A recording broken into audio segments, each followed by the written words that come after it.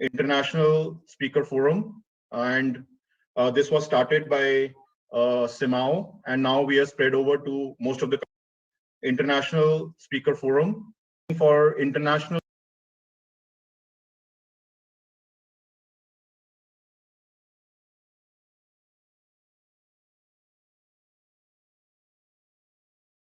Everyone, today we are meeting at 1:30. This is a Saturday meeting for international weekly sessions which are happening over the period of time. This is a 94th International Speaker Forum, and this was started by Simao, and now we are spread over to most of the countries. So I would name the countries who have been participating on a regular basis. It's Australia, Bangladesh, Cambodia, Hong Kong, China, India, Indonesia, Japan, Korea, Macau, Malaysia, Myanmar, Nepal, New Zealand, Pakistan, Philippines, Singapore, Sri Lanka, Taiwan, Thailand, Canada, US, UK, Brazil, South Africa, and Sweden.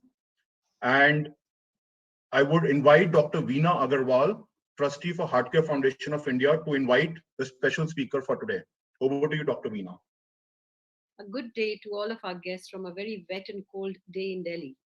I'm Dr. Veena Agarwal, for those of you who don't know me, Trustee of the Heartcare Foundation of India, which was started by my husband, Dr. K.K. Agarwal, the former president of Simao, from 2019 to May 2021.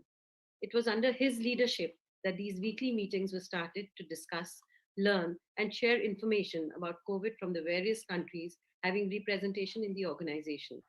We are pleased to have conducted more than 95 sessions, weekly meetings since then, thanks to the very enthusiastic and willing participation of all the national medical associations and their representatives.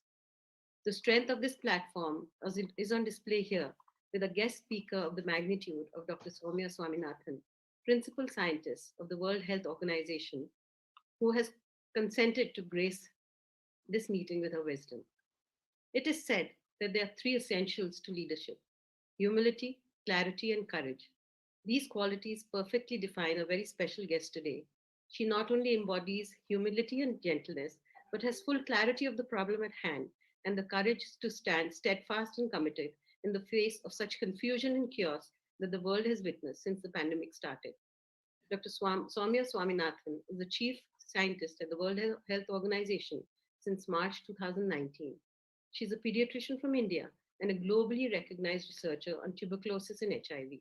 Having over 3 decades of experience in clinical care and research, Dr. Soumya has worked throughout her career to translate research into impactful programs. A Deputy Director General of the WHO from October 2017 to March 2019, Dr. Soumya was Secretary to the Government of India for Health Research and Director General of the Indian Council of Medical Research from 2015 to 2017. During her tenure, she focused on bringing science and evidence into health policy, making and building research capacity in Indian medical schools. She has published more than 350 peer-reviewed publications and book chapters and is an elected fellow of the US National Academy of Medicine and a fellow of all the 3 science academies in India. Her vision is to ensure that the WHO is at the cutting edge of science and is able to translate new knowledge and meaningful impact on the population health worldwide.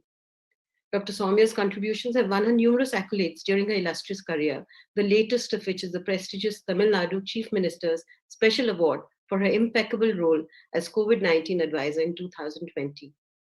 Napoleon once said, "A leader is a dealer in hope," and Dr. Soumya, representing the World Health Organization, offers just that to all the scientific communities across the world, a ray of hope at the end of the tunnel. A very warm welcome to our platform, Dr. Soumya, and heartfelt thanks for accepting our invitation for this same.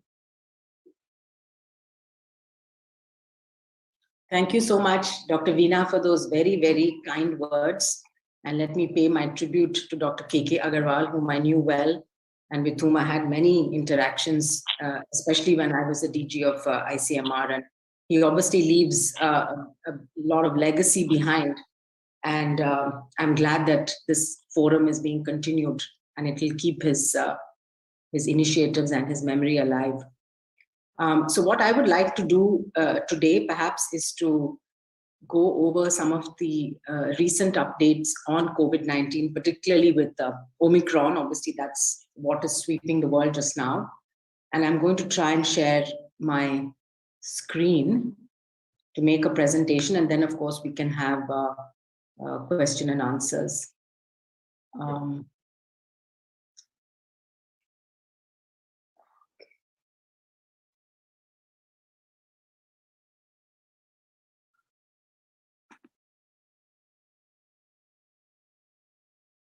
No, I think I'm sharing the wrong screen.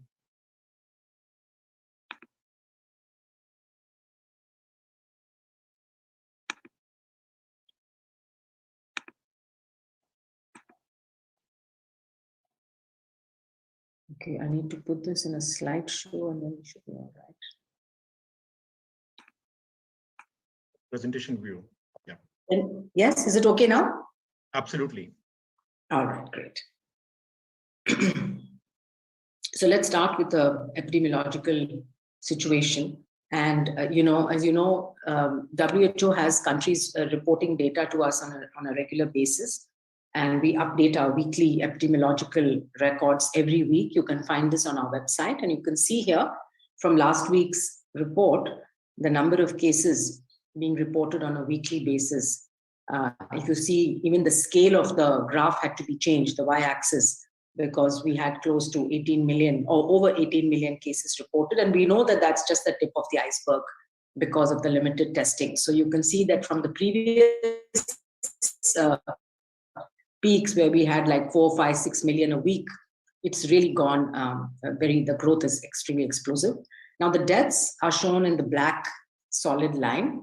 And you can see that, the peak of the deaths were actually in last year in 2021, particularly with the Delta waves. But the deaths have been fairly stable at about 45,000, 48,000, 50,000 a week.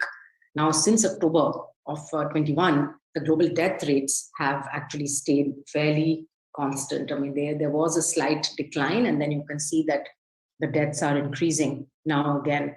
And yesterday's data I was looking at, there were almost 10,000 deaths again globally just in one day. So the deaths are beginning to climb.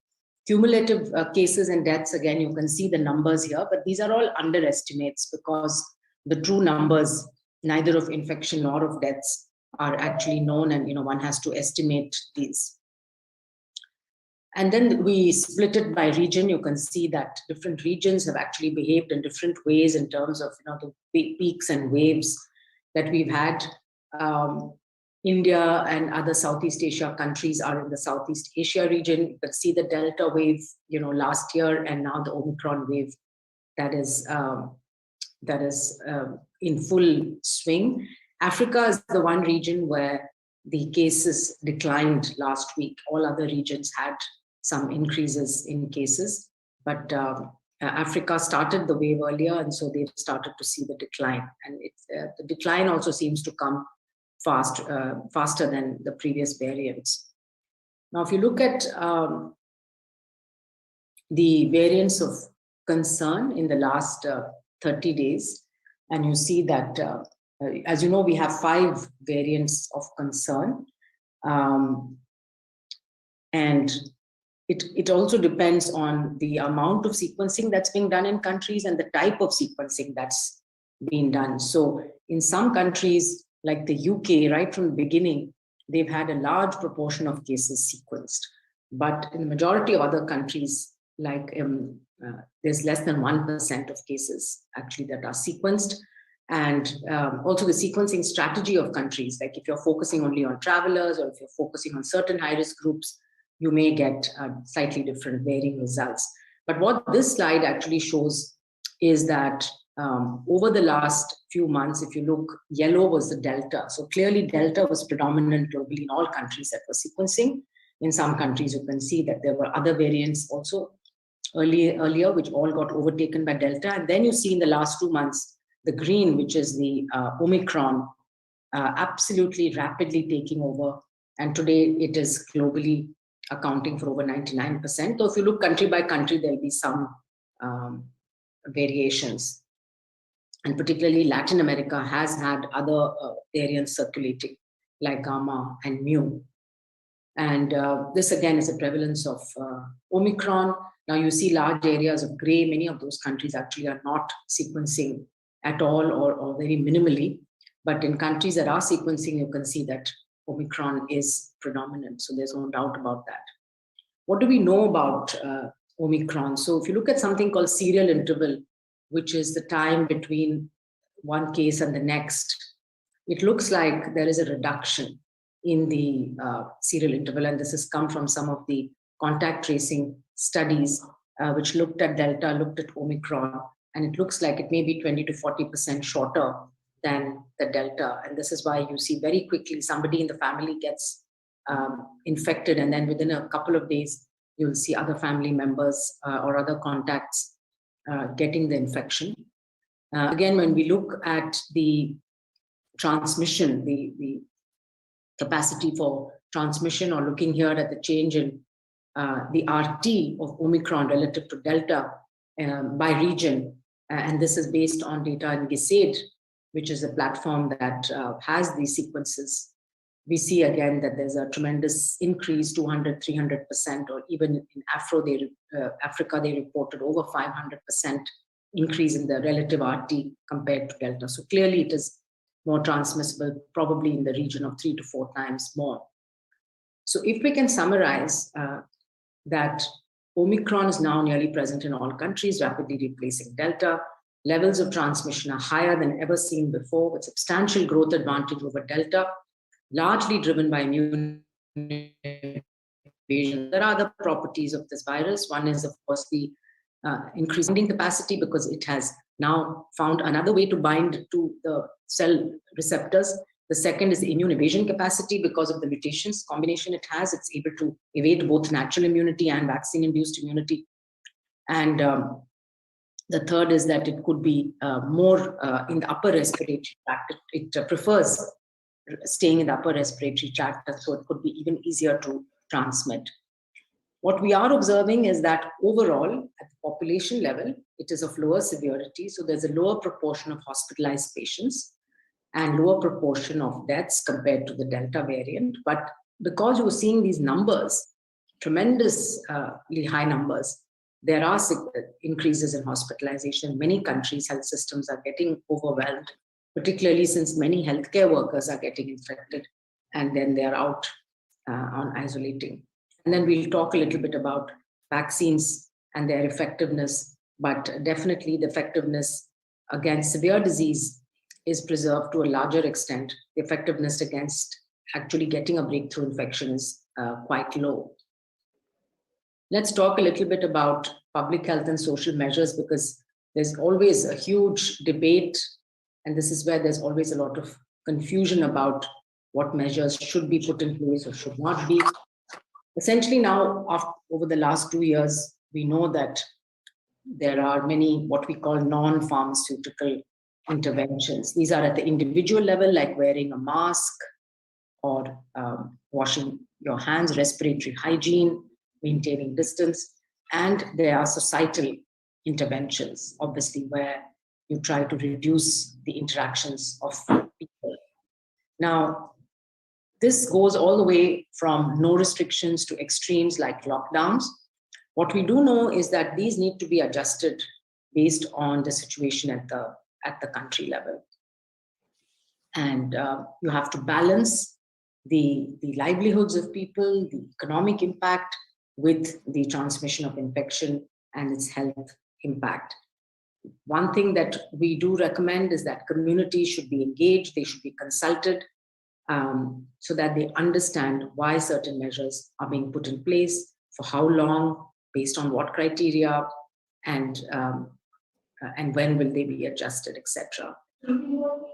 And there are also countries where some measures were relaxed for people with vaccine-induced immunity or natural immunity. This was done basically to limit the economic and social hardships.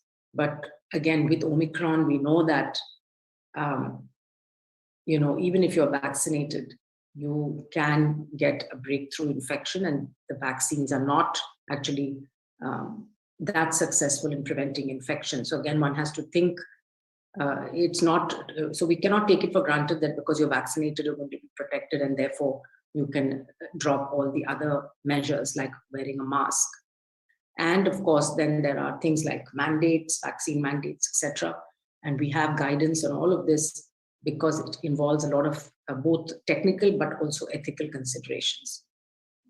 Now, masks have been found over a period of time to be really a very important part of a comprehensive strategy of measures. Again, masking alone is not sufficient, and therefore that's why we keep saying do it all. And the Swiss cheese model is often quoted as, you know, different interventions. If you add layers of intervention, they're more likely to be effective. So again, trying to maintain the distance, wearing a mask. Again, the masks, both the fit and the filtration are important. And WHO did come out in December 23rd or so with new guidance for mask use, both in communities and among healthcare workers. Among healthcare workers, wherever possible, an N95 is recommended, but a surgical mask can be worn if N95 is not available. But certainly wherever healthcare workers are exposed to situations where there could be generation of aerosols, because that is where the risk of transmission then becomes very high. Even if you're a little bit away from the individual, there's aerosolization. There's been a lot of discussion about transmission of this virus. And again, there are multiple modes of transmission. So it's not either this or that. There's been traditionally a division of droplets, which are the larger particles considered to be over 5 microns. They fall to the ground relatively rapidly. And that's where the physical distancing of 6 meters came from, because majority of them fall to the ground than that. But then you also have particles of all sizes that escape when you're talking or singing or shouting or coughing. And therefore, it's very difficult to have this type of a binary definition where, you know, you have droplets, but we know now that you also have aerosols, which are smaller particles which can stay afloat in the air for some period of time. And that also depends on the ventilation. It depends on the humidity in the room, the temperature, how long these particles stay afloat. And therefore, even if you're at a distance away, more than 6 meters from an infected individual, you can get infected if you're sharing that space for a significant period of time. So that is why the importance of masking in indoor settings, well-fitting masks, and the importance of ventilation. Both of these become very important when we are talking about indoor settings and how to limit the infections, and probably likely to be true for other respiratory infections as well. So going forward, I think one has to pay more attention to ventilation, both in hospital healthcare settings, as well as in other settings where people gather, where there's air conditioning. One needs to make sure that there are enough air exchanges per hour. I think our benchmark minimum is 6 air exchanges per hour, and one has to ensure that there is fresh air that's being brought in, and filtration. All these things are expensive, but then that is the only way to limit transmission of infections which can be airborne. So we are actually looking at now at all infections that are spread, respiratory pathogens, viral and bacterial, to really get a better understanding of the transmission of these infections. And we're involving not only physicians, but also experts in aerosol transmission, which include biomedical engineers and people like that, who have done a lot of research in the last 2 years, really on how respiratory viruses, particularly SARS-CoV-2, but this would apply to others. And some pathogens may prefer droplet transmission. That is, they are larger droplets. You have to be in close contact. For SARS-CoV-2, again, the majority of transmission, we believe, occurs when people are in close contact, because then you are exposed to direct exposure to the particles, as well as the indirect, the smaller particles which you could breathe in. And then, of course, you have also the third mode of spread, which is that if you touch something or somebody goes and you pick up the virus on your hands, and then your hand goes to your mouth and your face, etc., then you can directly transmit the virus into your respiratory tract. So this is why we need to ensure that all of the different preventive measures are followed, because we believe that the virus does follow all these modes of transmission. And then we have as I said, the guidance on what kind of masks, what are the standards, how they should be made, how they should be stored, how they should be used, cleaned, disposed, etc. Moving on to the clinical management, the care pathway starts with confirming the infection, assessing the symptoms, risk factors is very important, and severity assessment, and then you provide appropriate care and treatment, and then evaluate the clinical response and recovery. So this is the care pathway. And as you know, from the beginning, we've had the severity classification, which gives you, the baseline risk. Obviously, the death and the mortality varies by the severity. And so you have the non-severe, and then the severe with oxygen saturation less than 90% on room air, or pneumonia or respiratory distress, and then the critical, which requires life-sustaining treatment, which needs high-flow nasal oxygen or sometimes invasive ventilation. So we've been doing the updates on the therapeutics based on the systematic reviews of the literature. So we have what we call the living guidelines, which get updated every time there is new evidence. And of course, it's a process. So it takes a few weeks from the time that the full data set is available. And we've been quite fortunate that people have been willing to share their data sets, whether it's companies or whether it's academics, so that we can combine them as many trials as possible into doing a systematic review. And then the guideline development group sits down and makes a decision based not only on the efficacy and the safety, but they also look at what are the benefits, availability and access, the ethics, the cost, etc.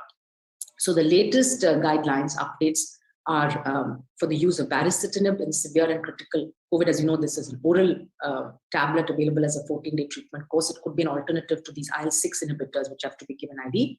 And then there's also a recommendation for the use of sotrovimab in people who are at high risk, who are with non-severe COVID. It's an IV infusion given in a single dose, and it can prevent the progression of disease. Again, most of the other monoclonal antibodies have been found to be not very effective in Omicron, except for sotrovimab. So, and the AstraZeneca one, the combination, we still have to get more data on. We will be coming up with the guidelines on molnupiravir. It's likely to be a conditional recommendation. For high-risk patients, you have to exclude children, pregnant women, because there is some genotoxicity risk involved.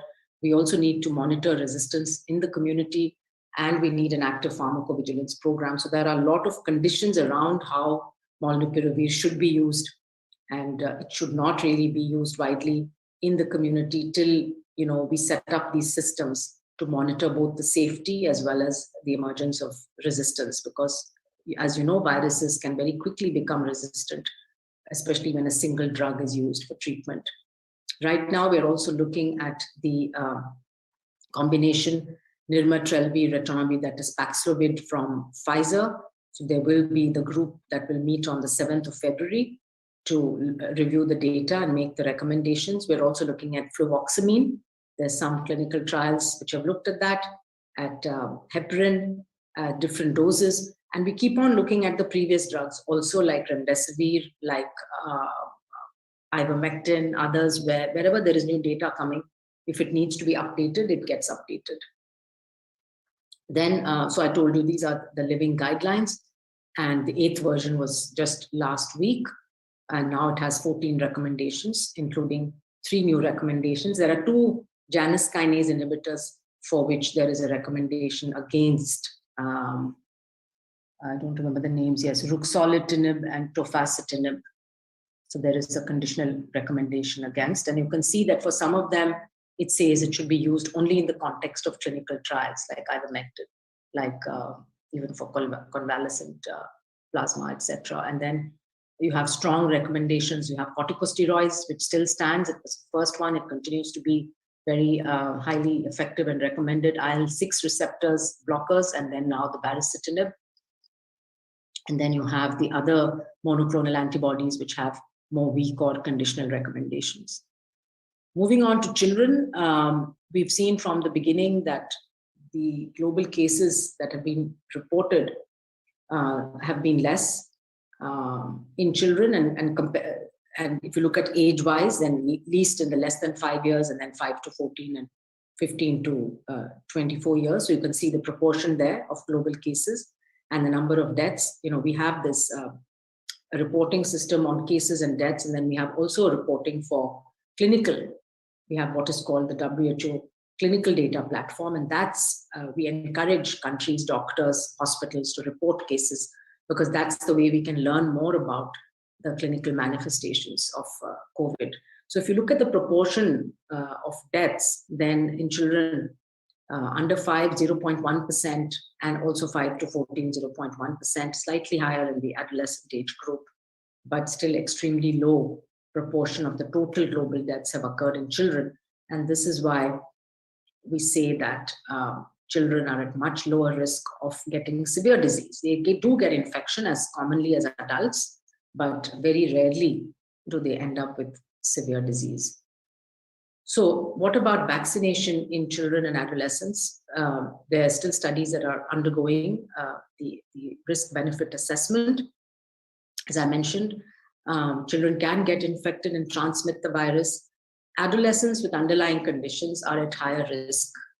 So if you look at youngest children, lowest risk, but again, those adolescents, particularly with underlying hematological conditions, heart, lung conditions, they should be considered at highest risk, and they should be vaccinated at the same time as adults in high risk groups. Now, we just I will talk a little bit more about our guidelines, because just yesterday, our strategic advisory group has updated the guidelines. But just before that, to give you a global picture, still there's a lot of inequity. If you look at the coloring on this map, you'll find less than 10% of people in many low-income countries have received one dose, whereas in many high upper middle-income countries have received at least 50%. And as globally, 60% of the world's population has received at least one dose. And India, of course, has done very well. I think over 90% of adults have received at least one dose, and at least 60% 2 doses. We're getting close to 10 billion doses being administered globally. So this is really an incredible achievement within a year, but we still have to do a lot to cover up the inequity gaps. Now, this is a slide which shows vaccine effectiveness studies from 4 countries, UK, Denmark, Canada, and South Africa, looking at 4 vaccines, mRNA vaccines, the Pfizer and Moderna, the Ad26, which is the J&J, and the AstraZeneca.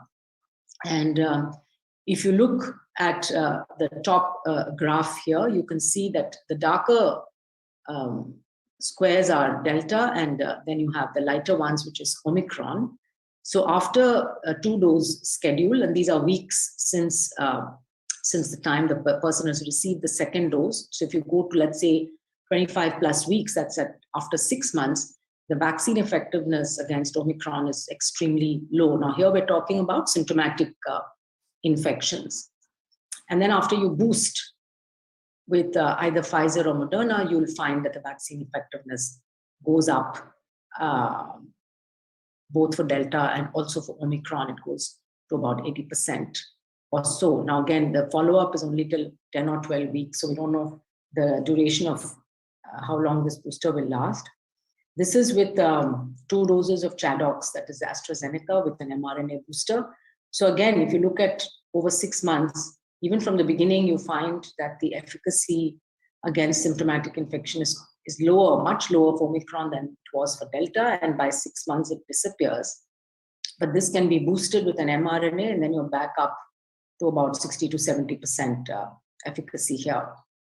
And then again, this is data from Denmark with the Pfizer and the Moderna, again showing that over a period of time, your vaccine effectiveness against infection is going down much more dramatically with Omicron than with Delta. Now, there is, against hospitalization and severe disease, there is more protection, but again, the duration of protection after boosters is not known. So what we recommended yesterday, what SAGE recommended for countries, and of course countries make their own vaccination policy, we give the guidance on the principles to be followed. So we recommended that if you have a low rate of primary series coverage, then among high-risk groups, you should first achieve that coverage. So who are the high-risk groups? They are the older people above 60, they are healthcare workers, and they are people with underlying immunocompromising conditions.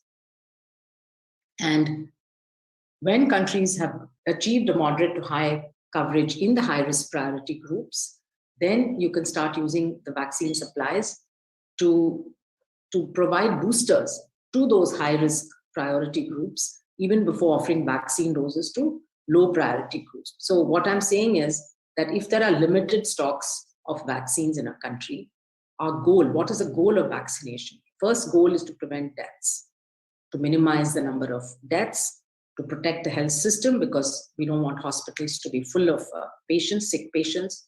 We want to protect our health workers as well from getting sick. Then you want to start opening up the economy. So you want to, have the impact on transmission so that economic activity can restart. And ultimately, of course, the goal is to control this infection.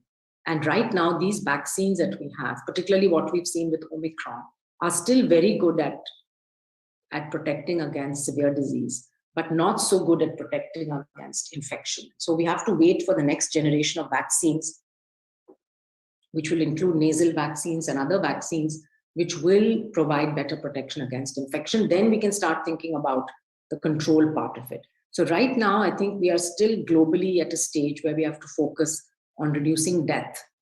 And the unfortunate thing is that in many countries, including high-income with supplies, there are large groups of people who have not been vaccinated. In some countries, up to 30-40%, including the elderly. So the focus of every country should be first try to have as high coverage as possible in the high-risk groups. And if more than 6 months have passed, then start the booster program for those high-risk groups to protect them again because of the waning immunity. Because there are 3 factors here. There's the time since vaccination, and we know that neutralizing antibodies do drop, but T-cell immunity is preserved, which is good. Even with Omicron, the T-cell epitopes have not been mutated. So that's why we have some confidence that the vaccines are still working well. The second is the type of vaccine that you've received. And you can see that there are differences in the vaccine effectiveness between vaccines. We need more data on the other kinds of vaccines that are being used globally. We have, only mostly the data is coming on mRNA and AstraZeneca vaccine. Third point is your age, your underlying morbidities, what is your immune system like? And then is the variant. And we've seen the difference between Delta with the previous variants and now Omicron against Delta. So all these factors play a role in the protection that is offered. And that's why it's quite complex. It's not black and white because it varies from person to person. But in general, we can say that the high-risk groups are the ones who are at highest risk of death and therefore need to be protected. So this table actually shows how a country might think about having a program starting with the highest risk group. So when you are still at this stage of vaccinating this group, you would give them the primary series and a booster. And as you cover more and more this high-risk group, then you go into the next group, which is the adults with comorbidities, the pregnant women, teachers and other essential workers. Then there are other disadvantaged socio-demographic populations in different countries. These could be prisoners, they are people in homeless settings or in care homes, etc. Here again, we've said that as soon as you manage to cover this highest risk group, move into this group, and they also might need a booster 4 to 6 months after the first course of a series. And then you go to the medium risk, which is the remaining adults and children and adolescents with comorbidities. Again, we're recommending primary series plus booster.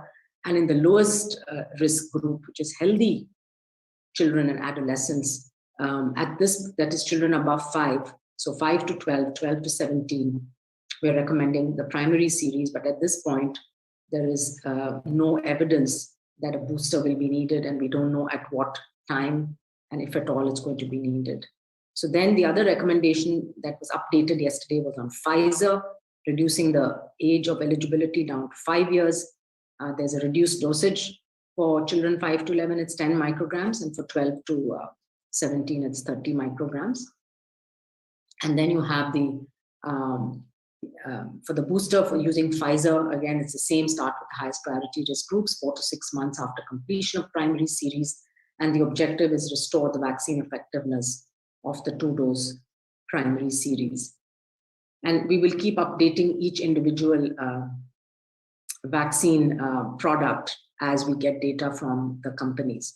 So finally, I'd like to conclude here by saying that our plan again is a multi-sectoral sort of a plan. It's comprehensive because we have to focus on 2 things: reduce the deaths, severe disease, mortality, morbidity, hospitalization by increasing vaccination coverage and following all the public health measures. And then on the other hand, we want to keep transmission low, because we know that if you allow transmission to increase, you'll also increase the chances of future variants. And so this is why countries need to put in place measures which will control transmission at the same time, avoiding lockdowns and avoiding things which really damage individual and societal functioning.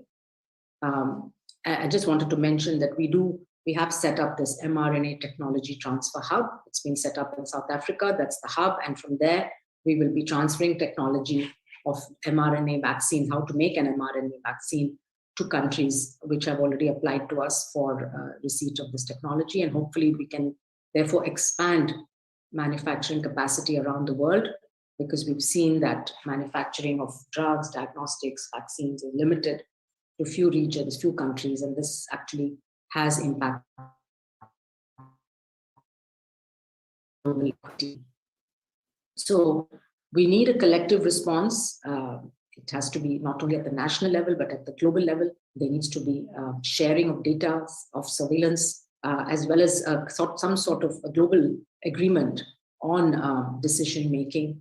We need to still focus on the implementation of public health social measures. It's too early to lift restrictions completely. So again, there's that balance always, but there are some things like mask wearing, which are very low cost, low risk, which can be continued for some time, as well as individuals, still being careful about mixing, about mass gatherings, crowded places, etc.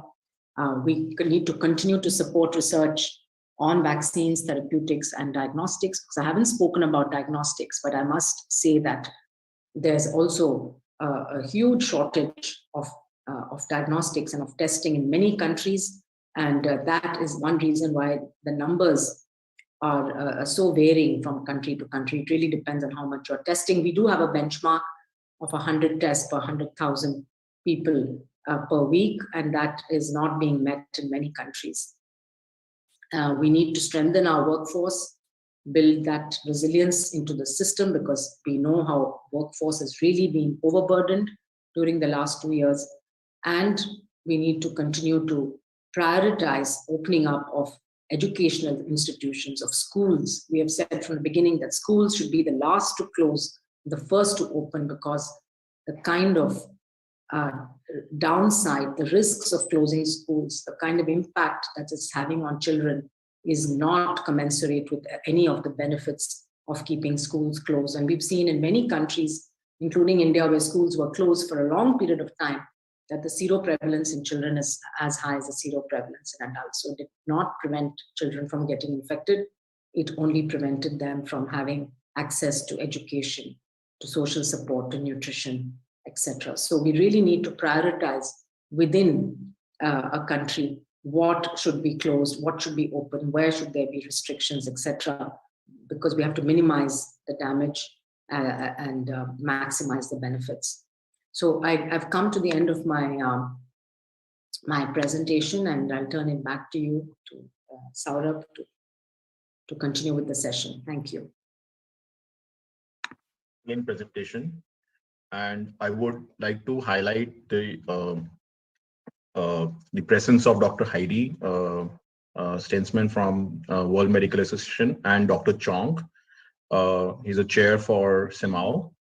And I would like Dr. Chong to invite and chair this session along with Dr. Heidi. And we will open the forum for question answers. Dr. Chong, let's take it forward now. You're muted. Oh, sorry, I forced mute. Sorry, I didn't realize that.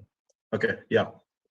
Thank you very much, Dr. Swaminathan, for your lovely talk and for gracing this occasion with your expertise.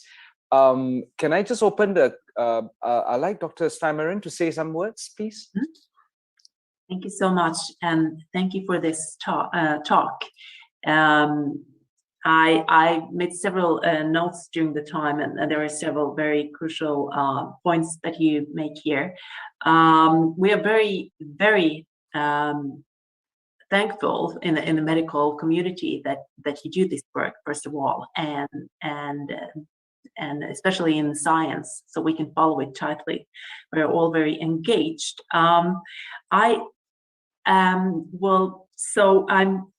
My notes during the time was due to vaccination and also testing, of course, but also the new medications that are antiviral medications that are on the market in limits of the protocols, of course, but are coming to the market. Do you see so the use of the antiviral medications that you mentioned, are they, do you think they will be in a big scale available, or will we have the same problems as with vaccines, with a lack of distribution and access due to both costs and distribution lines? Will we have the same problems and even worse problems with that? Do you see that? And there might be a little bit off because it's due to pricing, but I'm in the forefront. We are very eager to know your opinion. Yes, that's an excellent question, Heidi. And as you know, WHO has been concerned about access and equity of all products, not just the vaccines.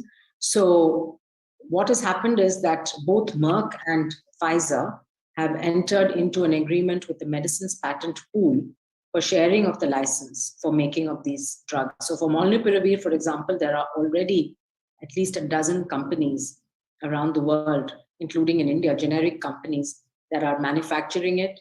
And for Paxlovid also, the licenses have been shared. And so we expect that there will be wide access to these drugs at affordable cost.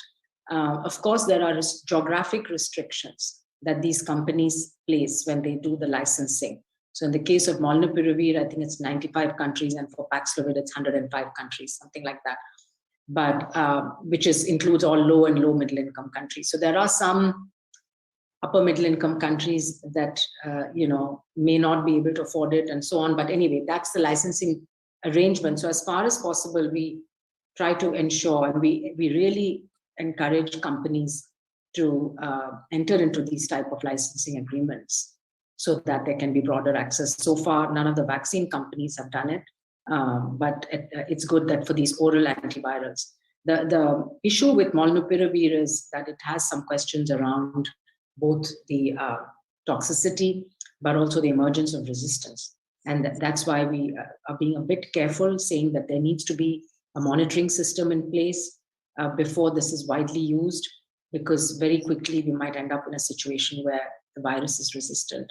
So we need more studies. We need also combination trials, I think, combining antivirals to reduce the incidence or chance of resistance. The Paxlovid data obviously shows higher efficacy. Molnupiravir was about 30% and Paxlovid about 90% efficacious in preventing deterioration. So it appears that drug may be better, but again, unless we start using it under monitored situation, we won't know fully. Thank you. Thank you. I have a couple of other questions, but I guess the floor has more questions. Thank you, Dr. Steinmarin. Can I just get a question from Dr. Akhtar from South Africa?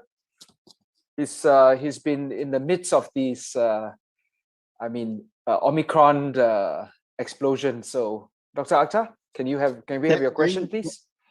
Thank you very much, Chair Dr. Chong. And also, thank you so much, Dr. Swaminathan. Excellent presentation and update from World Health Organization. I have few query and question which bothering. What is the role of WHO on the world leaders like Boris Johnson, who are announcing in the parliament, no mask, no PCR testing, even the school children must not wear masks. Then he's also coming up with this mandatory vaccine. Is it not a violation of human rights, ethics, rules, and law on the mandatory issue? How he is coming up? Because it's a lot of challenges here. The other one is, what is the rationale of the fourth, fifth, sixth wave? How the scientific way we can say this is the way this will keep coming? And the last one, what is the role for WHO anti-vacciner group? Are they getting more stronger than the scientific presentation and scientific evidence? Those are my concern. Thank you, Dr. Swaminathan. Thank you, Dr. Hussain. Excellent questions. I will try to respond briefly to them. The first one around political decision-making at the country level. Well, what WHO can do is to make recommendations and guidelines based on the best available evidence to us. And of course, we keep on changing and updating as the evidence changes, but it's really up to countries to decide what they want to do within their own national borders. It would be nice, of course, to have some kind of global consensus and for all countries to sort of follow the same path forward, since this is a pandemic. But clearly, the jurisdiction of each country lies within its own boundaries. They can do whatever they feel is best. Context is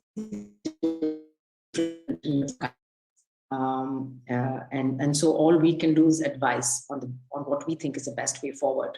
In terms of future waves, I think that there is a lot of discussion going on now. There's one group that thinks that Omicron is the last variant, that we're going to come out of the pandemic.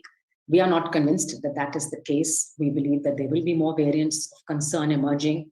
We have to be watchful.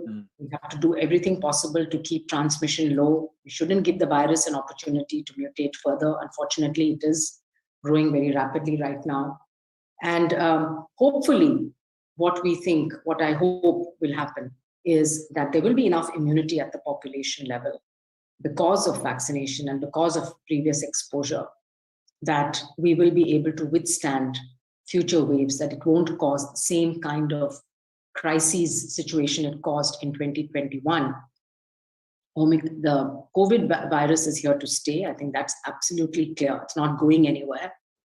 It will move into a stage of endemicity, which means that it's there, it's everywhere, it infects people. There could be peaks, and now people talk about seasonal.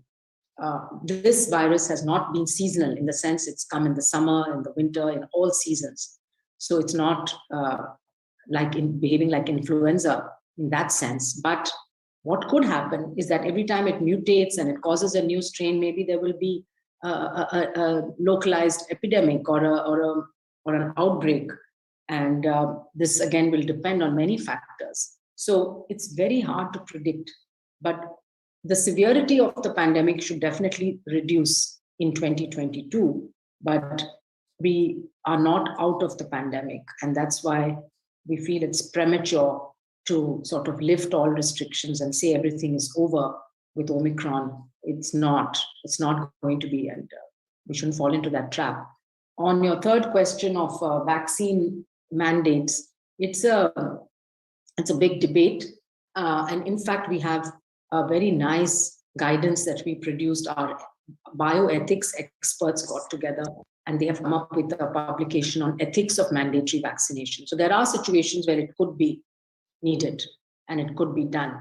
But I think we lay out when such a situation may occur, what would be the public health considerations versus individual rights. And we need a very good debate on this before a decision is made on mandatory vaccination. And it should be limited only to some groups, and it should be clearly justified. And then finally, your question on anti-vaccine misinformation, all that is very important. Again, WHO has started a big program of work on how to tackle misinformation. It's a challenge, it's not easy, but we do it in a multi-pronged way.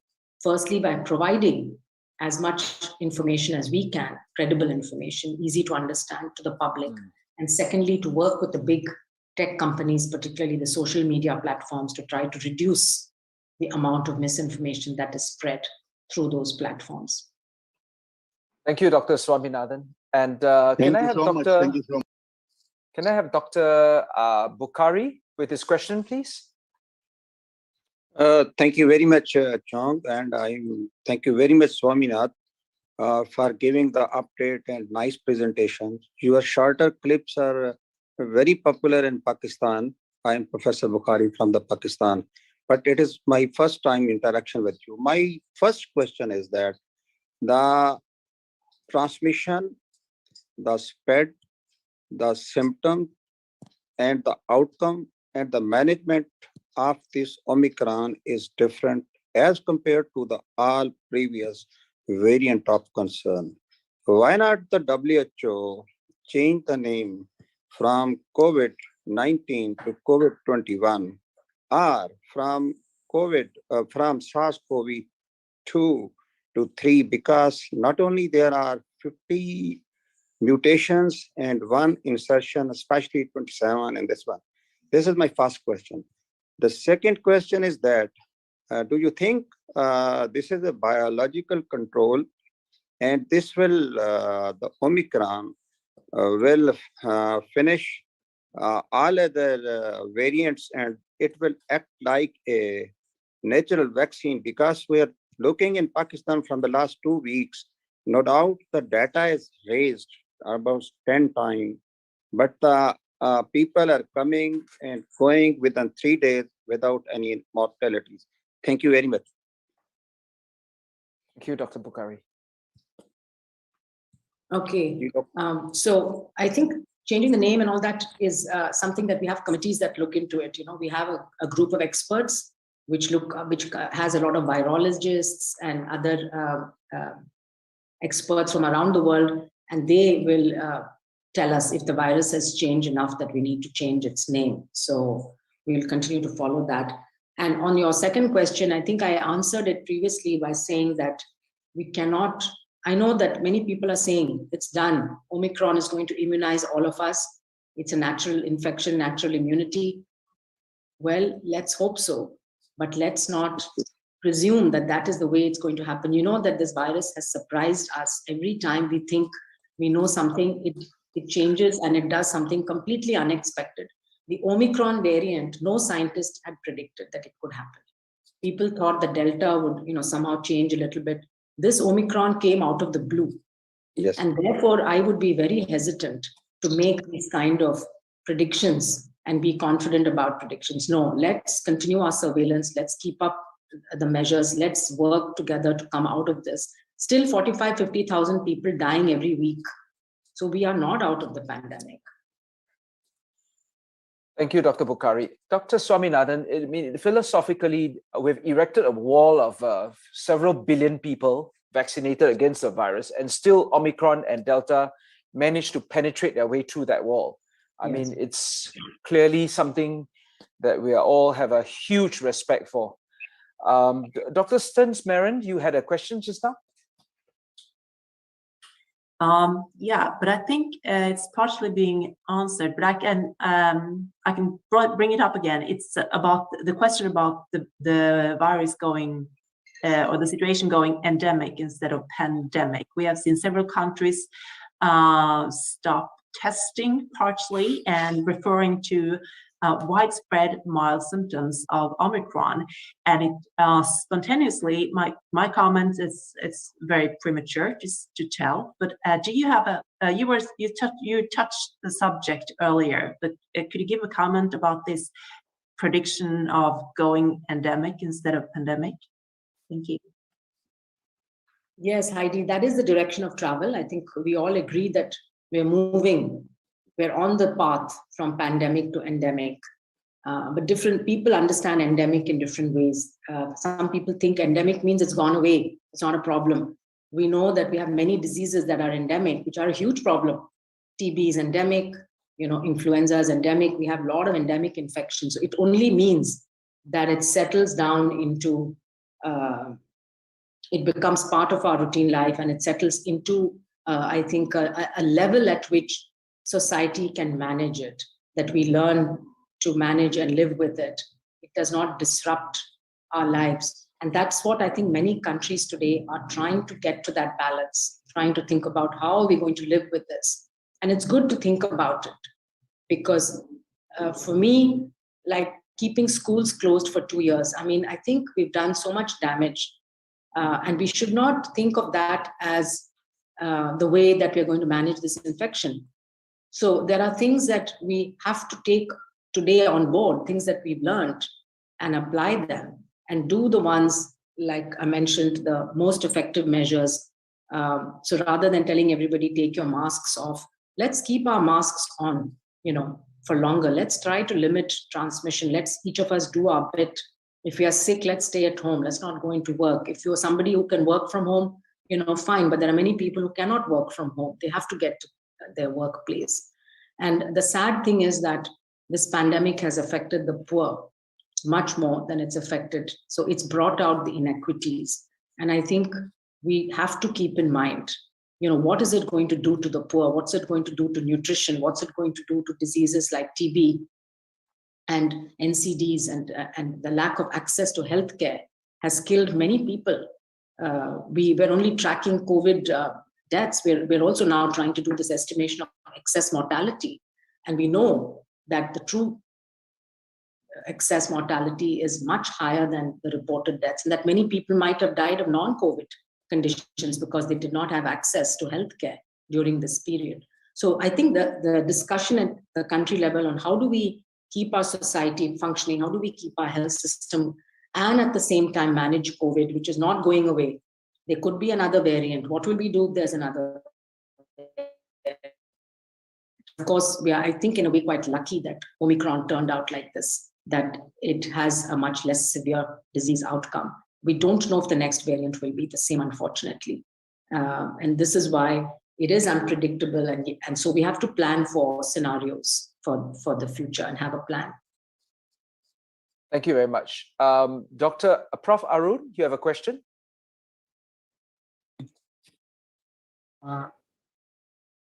Thank you, Dr. Swaminathan, for an excellent session, which has removed a lot of smoke screens. But there is so much of confusion with WhatsApp University. That's why I think such sessions definitely help public. My question is, the monoclonal antibody cocktails, those were working in Delta, do they work in, say, moderate or severe cases of Omicron, or the new MABs to be available? So Trovimab is the only one that's thought to work on Omicron. Of course, there's more data coming, so that's why we are recommending Trovimab, considering that most infections today around the world are going to be Omicron. So it may be a waste actually to use the other antibodies. But in an individual patient, you don't know which strain they're infected with, which variant. But you have to go with the country's epidemiology. So if the majority of cases in the country are Omicron, then none of the other monoclonals will work except Trovimab. That's what we know till now. Actually, I'm very happy because Vaccination is found to be now useful by WHO. Yes. But it is the one first drug which was discovered by artificial intelligence. And I think that's why, because such flows, such pathways would help us to find out new drugs, because AI would be coming in. Thank you. Thank you. Dr. Chong, do you want to take a couple of questions and then I can try and address them together to save some time? Absolutely. I think we are short of time, so I would request everyone to just reduce the question time period asking, and also we can have some questions straightforward. We can have a rapid fire if you want. Dr. Chong, yeah. Yeah. So, Sanjay, do you have any questions for Dr. Swaminathan and Ravi and Alvin? Yeah, I just want to thank Dr. Swaminathan, but I will say that we have seen so much miseries in last 2 years, and we go forward. But is it not important to look back? Why, what induced this virus in the world? So, is the origin of the virus? Is this not important so that we can at least do something to prevent such type of episode for the society in future? Okay. Thank you. Ravi, do you have something to ask? Thank you, Dr. Soumya. Wonderful presentation. I am Ravi Naidu from Malaysia. Well, in this country now, the Minister of Health is contemplating or talking about we are going to go into the endemic phase probably in the next 2 to 3 weeks. I would like to know whether WHO has got any criteria for us to become endemic. That's all. Thank you. Okay, thank you, Ravi. Alvin, do you have a question for Dr. Swaminathan? Can't hear you, Alvin. Dr. Alvin, you're on mute. All right. Thank you very much. This is Alvin from Hong Kong. Thank you very much for your excellent lecture. I have 2 questions. The first one is about pediatrics. I am a pediatrician and I personally support vaccinating children. However, of course, there is a much bigger dispute in vaccinating children because children has much less severe diseases in the Omicron as well as in general in this pandemic. And however, the parents are always worrying about the long-term side effects of the vaccination when we are balancing the benefits and the risk for these. Well, of course, we are against those anti-vaxxers, but rationally thinking, when in this world, there are so many places in Africa, especially, the vaccination coverage is really so low. So as a global citizen, and not just a pediatrician, as a doctor, humanitarianly, should we think about the strategy? Are we advocating vaccinating most of the children in the first world when we have to give and take? We should have the emphasis to vaccinate the third world people in that case. So this is the first question. The second question, I don't know, what do you think? In the world, mainly China, well, together with Hong Kong, and I guess perhaps Macau, we are taking the approach of zero tolerance still. Whereas in the rest of the world is all coexisting with the Omicron or the virus. So what do you think? Thank you. Thank you all. And Dr. Swaminathan, I think those are the last questions for today, and then we'll trouble you to answer them. Thank you very much. Thank you, Dr. John. All very good questions. Starting with the origin of the virus, absolutely, it's very important to know how the virus emerged, from where it emerged, which was the primary host, and whether there was an intermediate host. This is why we have this committee, the SAGO committee, which is the group which looks at virus origins. And it's not just at SARS-CoV-2, it will also advise on how to investigate the origins of other viruses. We know most viruses, many of the epidemic causing ones are zoonotic and they jump from animals to humans. So, excuse me. So we will continue the investigations, and there is a committee now and work with China to try and find out exactly what happened. This is going to be a process, and I hope that we will be able to find that out. The second was around endemicity and the definition. Yes, I think that's a very good question, but I don't think we have a definition for that or criteria, which probably over the course of the next few months, we should start thinking about. It is very difficult, I think, to establish the criteria, but we will at some point, of course. And I think the point is, at what level do you accept that this amount of mortality or illness can be acceptable and that we can live with? And maybe, influenza could be a benchmark or something like that. So I don't have a good answer, but this is a very good question that will be debated in the coming months. And I hope that during 22, we will move from pandemic to endemic, but again, can't be 100% sure about it. On children and vaccination, very important points that you've made, Dr. Chan. It's, as you mentioned, it's a question of benefit versus risk. And this is why we have this grading for countries to think about which groups need to be vaccinated. Ultimately, if you want to prevent transmission, you want to also, of course, protect children, because even though this is a very small proportion, there is a small proportion of children who get severely ill. There is a very small proportion who get the multi-inflammatory syndrome. And then, of course, there's a tiny number who die. But if we can prevent that through vaccines, why not? So I think the primary course of vaccination going down to children, the age of 5. There are some vaccines that have been tested down to the age of 3, the inactivated vaccines, but WHO has not made recommendations on those. At the moment, it's only the Pfizer that has a WHO recommendation above the age of 5. So we need more data on the others, and then obviously we will extend the age range. So yes, for a primary course, it could be justified. But at the same time, what you mentioned, very importantly, we have said repeatedly that we encourage countries who have finished vaccinating their high-risk groups before they go into children, please share the vaccines so that other countries can vaccinate their high-risk groups. In many countries in Africa, even 1% of their population has not been vaccinated, which means healthcare workers and the elderly have not been vaccinated. So we have made that from the beginning, that request. And even when countries started doing boosters, we said, okay, do boosters for the high-risk groups, but please don't start boosting everybody, because there is no evidence right now that we need that. Let's first protect people around the world. So the equity issue has been something we've championed, but it's been an issue, it's been a problem for us. And I hope in 22 we can improve on that. But again, that needs global solidarity, as we have been saying all along. But thank you very much. And it's been a pleasure to be with you all today. Thank you, Dr. Swaminathan. Most thankful. Glad you could make time for us.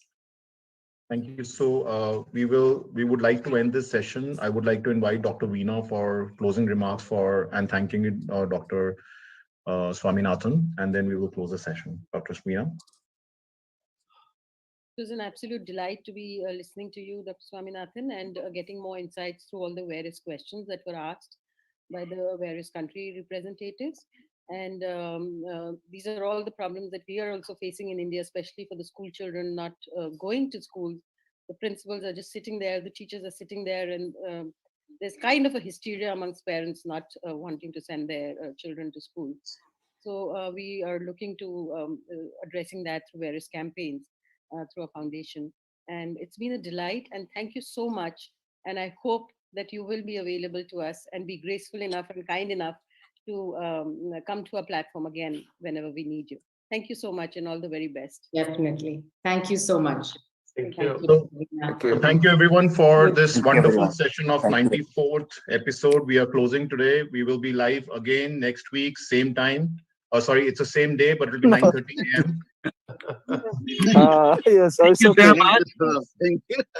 Thank you so much. Thank you.